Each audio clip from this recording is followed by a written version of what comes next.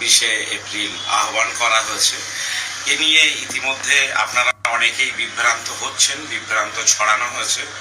আপনারা জানেন যে গত 10 April all India Muslim personal law বোর্ডের স্পোক পার্সন কলকাতায় এসেছিলেন এবং তার 3 দিন আগে আমাকে চিঠি দিয়ে জানানো হয়েছিল যে আপনি যেহেতু ল বোর্ডের মেম্বার ওই মিটিংয়ে আসুন, এবং ল বোর্ডের মেম্বারদের পাশাপাশি বিভিন্ন মুসলিম সংগঠনের যারা দায়িত্বশীল তাদেরকেও ডাকা হয়েছিল।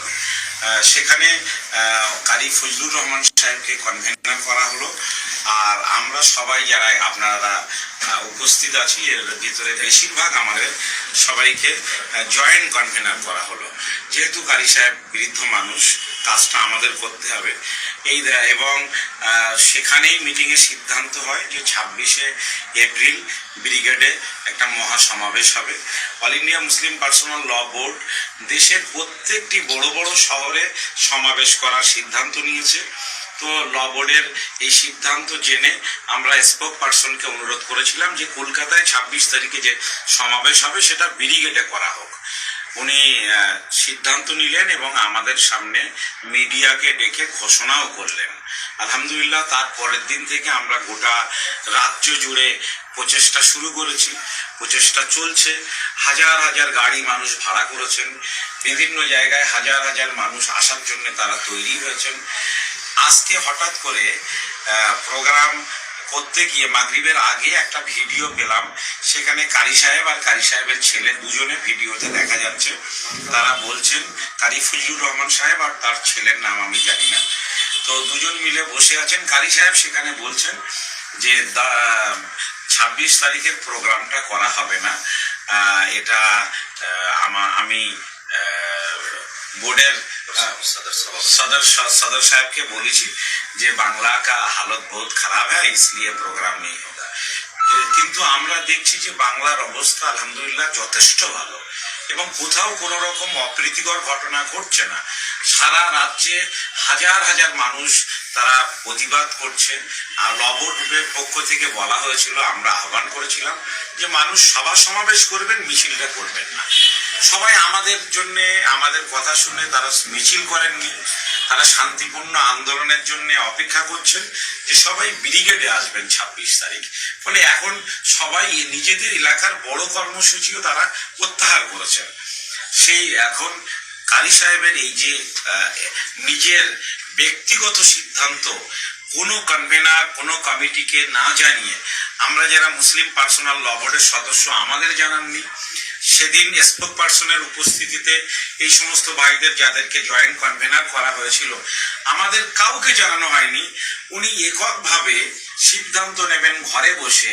ওনাকে তো কোনোদিন সবার জন্য কোথাও যেতেও হয়নি। আমরা পারমিশনের জন্য মিথ্যা রটনা করা হচ্ছে। পারমিশনের জন্য আমরা আর্মি হেডকোয়ার্টারে গিয়েছি। আর্মি হেডকোয়ার্টার থেকে বলা হচ্ছে যে 26 তারিখের ব্রিগেড খালি আছে। এই চিঠিটা এইটা নিয়ে যান, ফরম্যাটটা আপনারা কোর্ট থেকে এপিডেভিট করে নিয়ে আসুন আর চিঠি দিন। আমরা চিঠি নিয়ে এসেছি কোর্ট থেকে এপিডেভিট করে, সেটা আমরা আর্মি হেডকোয়ার্টারে জমা দিয়েছি। আর্মি হেডকোয়ার্টার রিসিভ করে নিয়েছেন, তার রিসিভ কপি আমাদের কাছে রয়েছে। তারপরে সেই রিসিভ কপি এবং লালবাজার জয়েন্ট সিপি হেডকোয়ার্টারকে আমরা আলাদা করে চিঠি লালবাজারেও জমা করে দিয়েছি, যাতে পারমিশন নিয়ে কোনো রকম সমস্যা আর ত্রুটি না হয়।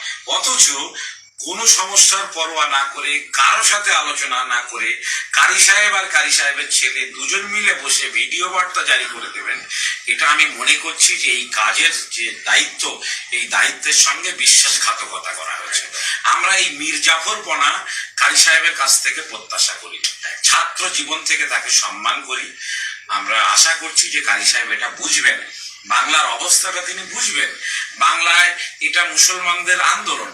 গতকালকে কলকাতায় একটা সভা হচ্ছে নেতাজি ইন্ডোর স্টেডিয়ামে, আগামীকাল নেতাজি ইন্ডোর স্টেডিয়ামে ইমাম মুয়াজ্জিন কনফারেন্স। আমরা বাংলায় কয়েকদিন ধরে সেই বিজ্ঞাপনটা দেখছি যে ইমাম মুয়াজ্জিন ও বুদ্ধিজীবী সম্মেলন। আলহামদুলিল্লাহ, খুব ভালো। এবং মুখ্যমন্ত্রী সেই সম্মেলনে থাকবেন জেনে আমরা আরো খুশি হয়েছি। হোক, কামিয়াব হোক সেই সম্মেলনের সাফল্য কামনা করি। কিন্তু সেই সম্মেলনের কোথাও লেখা নেই যে ওয়াকফ সংশোধনী আইন 2025 এর বিরুদ্ধেই কনফারেন্স হচ্ছে। তাহলে এই যে বুদ্ধিজীবী ইমাম মুয়াজ্জিন সম্মেলনের মানে এই নয় যে আর সভা সমাবেশের কোনো দরকার নেই। এই ধরনের যে মিথ্যা বিভ্রান্তিকর বিষয় ছড়ানো হচ্ছে, এটা অত্যন্ত দুর্ভাগ্যজনক। আমরা যারা জয়েন্ট কনভেনার, আমরা সবাই মিলে আমরা সব মানুষের কাছে আহ্বান জানাচ্ছি যে বিষয়টা নিয়ে আপনারা এখনই বিভ্রান্ত হবেন না। আমরা all India Muslim personal law বোর্ডের যিনি স্পোক পার্সন, তার সঙ্গে আমি আজকে এই খবর জানার পরে একাধিকবার কথা হয়েছে।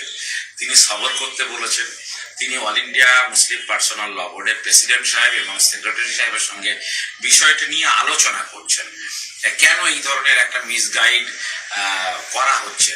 তো আমরা আশা করছি যে আগামীকাল বিষয়টা নিয়ে আমরা all India Muslim personal law বোর্ডের যিনি সদর প্রেসিডেন্ট এবং সেক্রেটারি, তার সঙ্গে আলোচনা করতে পারবো এবং তাদের যে বাংলা সম্পর্কে ভুল বোঝানো হয়েছে এটা আমরা সংশোধন করে নিতে পারবো। আমরা আশা করছি আপনারা একটু সবর করবেন।